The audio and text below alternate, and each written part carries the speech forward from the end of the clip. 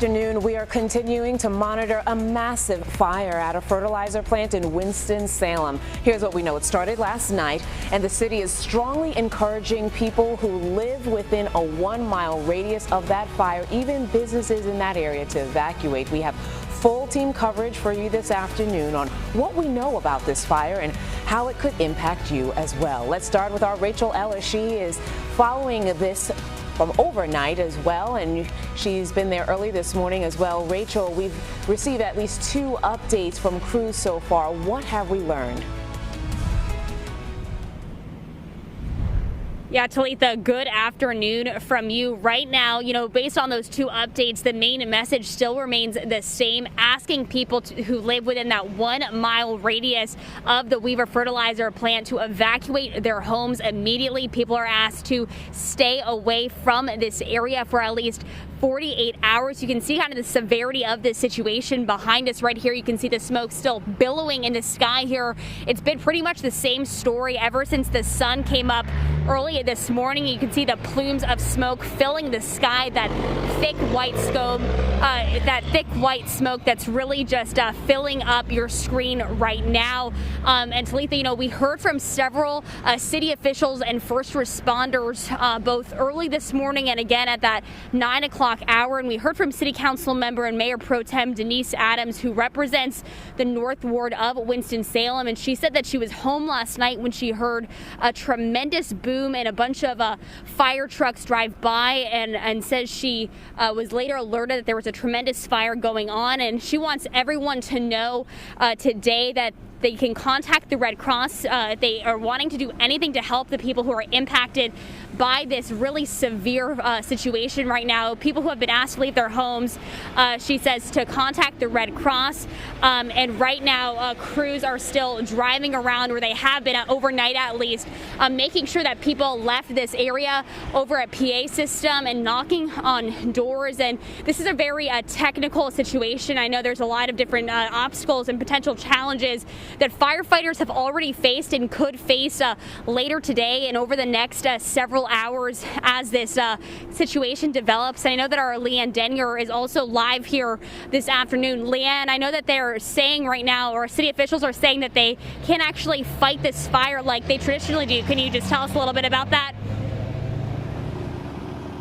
Yeah, earlier today we heard from Captain Matthew Smith. He's from a hazmat team with the state. And you'll notice just over my shoulder here, there's a hazmat truck from the state right here. And then we have another one from Winston-Salem on my other side. And then we just saw a helicopter come into view. We do have some helicopter photos. We have some live images that we want to pull up right now. Taking a look at this fire and really trying to understand exactly what it's doing is exactly what crews are trying to do right now. That's just the point that they're at. They're not able to get in there. You can just see from the pictures the smoke. It is gray, it is dense, and it's been really interesting to watch it sort of change and morph over time. Rachel Ellis and I were talking just a few minutes ago, and she says that she's really noticed that it changes as the morning has gone on. But hazmat teams, they are taking a look at this, and they say that because of the threat of this ammonium nitrate explosion, they have to wait within this 36-hour window before they can get close to that fire, before they can fight the fire. So we are within that 36-hour window right now. The initial call came in Monday night, so that means that 36 hours isn't going to be up until Wednesday morning. So right now, this really is an investigative part of the process. So the state says that they are moving in. They're taking it really slow. They're going about 1,000 feet closer every hour to the origin, just to monitor the conditions. But like you mentioned, Rachel, fire crews, they're not able to fight this fire right now. So they're outside of that evacuation radius, just like us, as the threat of this explosion does remain. Smith says that they're not seeing anything immediately dangerous, but they are monitoring things closely. He says the risk will go down as the fire starts to burn itself out. But again, they have to work within this 36-hour window because of the threat of that ammonium nitrate explosion. So we are in that 36-hour window right now, and crews are really just having to investigate to really see what they're working with. We are hoping for another update from officials as the day goes on, as we head on into the afternoon, as we are now in day 2 of monitoring this fire. We'll send it on back to you in the studio for now. All right, thank you so much, Leanne and Rachel. Wake Forest University is canceling all classes today. An alert was sent out overnight letting students and staff know housing is available for students, staff, and faculty who need to evacuate. They can head to the Wellbeing Center, the Benson Center, and the library, which is ZSR Library. Right now, students who live on campus do not need to evacuate, with the exception of students who live in Deacon Place apartments. Now, most schools in the Winston-Salem Forsyth County School District, they are open as normal. The one exception is North Hills Elementary School. That school is in the evacuation zone, so students are learning remotely for today. Ranolda House Museum of American Art will be closed to visitors today because of this fire. Due to the fire, the museum is going to be closed, as I mentioned. They are part of Wake Forest University, and all tickets purchased for today will be automatically refunded. We are hearing from Governor Roy Cooper this afternoon, and he says, quote, "My office is in communication with North Carolina Emergency Management, Public Safety, and local officials regarding the dangerous fire in Winston-Salem. I appreciate the work of firefighters, and the state will continue to provide any assistance necessary to get this fire under control." We're told that he has been in contact with Mayor Joines as well. And we are also hearing from Winston-Salem Mayor Alan Joines. For more on that, let's go straight on out to Fort Hatchet. You've also learned the evacuation site is now being called an evacuation shelter. Fort?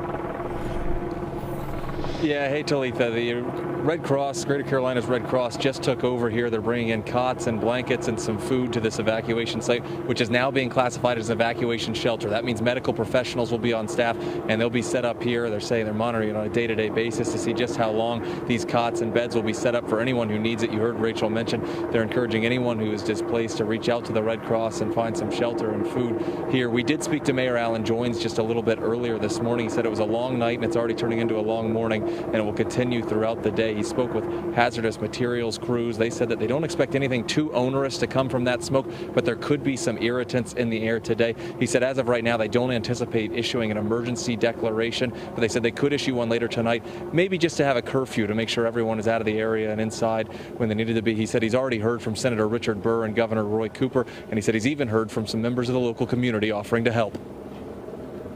And on other things, I've got calls from local restaurants who want to provide food to the firefighters. And last night, I had calls from hotels offering up rooms for individuals who were evacuating. So it's really made me feel good that people were stepping up.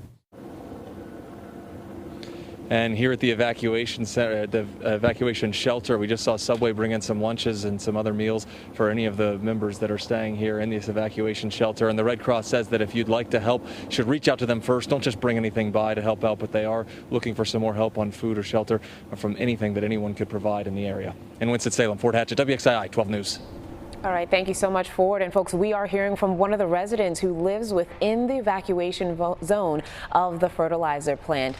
Jasmine Webster says that officers initially came out around the neighborhood telling people evacuations are not mandatory, only to circle back about an hour later, an hour and a half to that means, to talk to the residents and let them know that they do need to get out.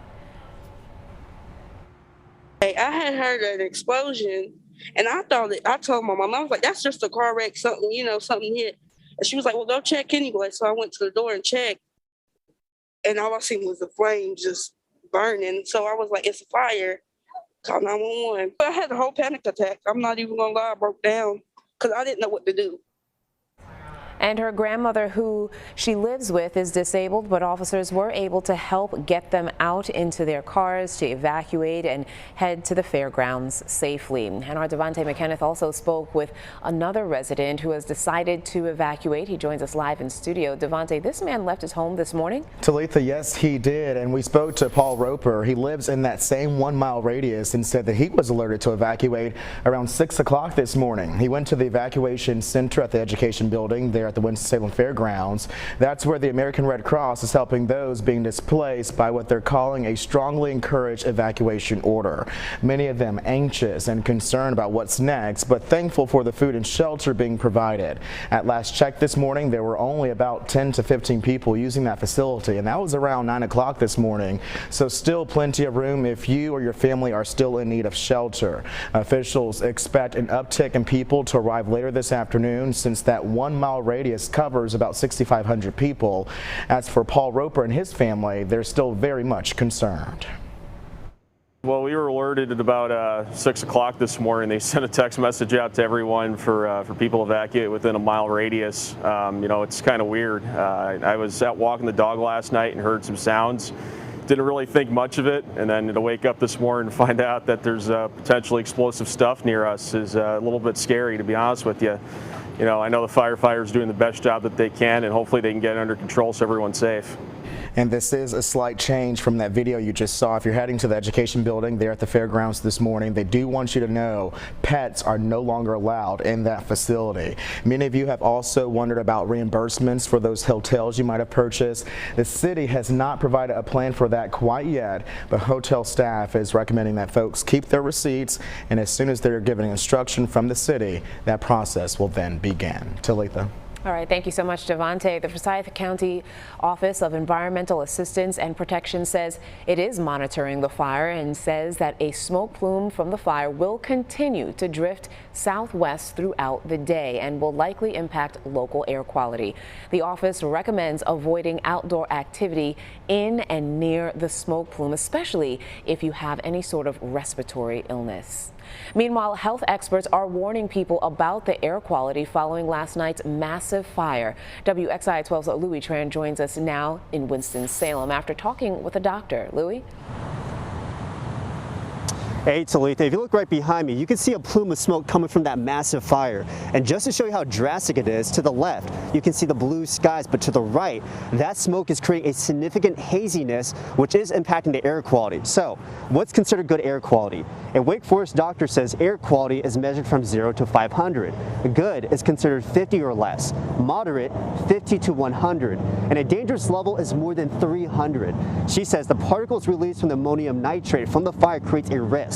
According to doctors, kids and the elderly are at risk, especially people with underlying lung conditions. Health experts say if you live within the 1 mile radius of the fire, evacuate.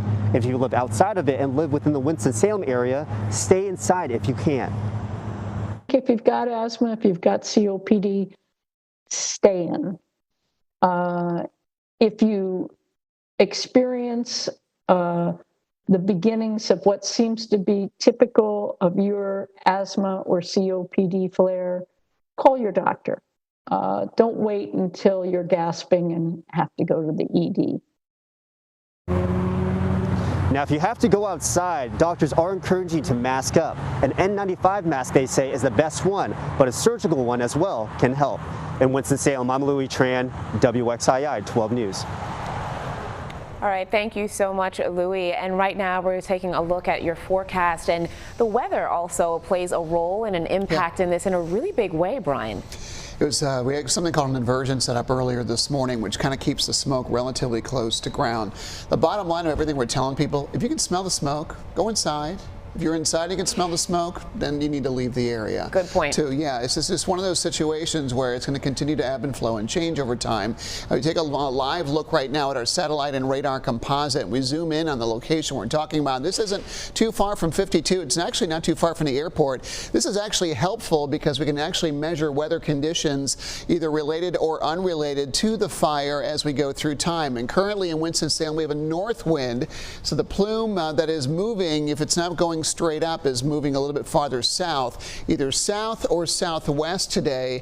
Lainey sent me a text a little while ago. She was on the west side of Forsyth County. She can clearly smell the smoke in her location downtown. At that point, she could not. So it certainly is an evolution in process, and will really depend on how the wind changes. And that's kind of our concern going forward, because since they can't fight that fire directly for some time, the risk is that the winds will change over time. And this particular model, going from an east wind to more of a south wind, which would carry whatever plume northward into Forsyth County and perhaps toward our border counties. The longer this goes, the more these winds are going to change. So the areas that may be affected by this smoke plume could change over time. Right now, they've been pretty steady out of the northeast for much of the morning to this point. That's it for your forecast. Now we'll have much more on the week-long forecast coming up soon. All right, thank you so much, Brian. We are, of course, going to stay on top of this fire and monitor any developments you need to know about. Stick with us both on air and online. We'll be right back.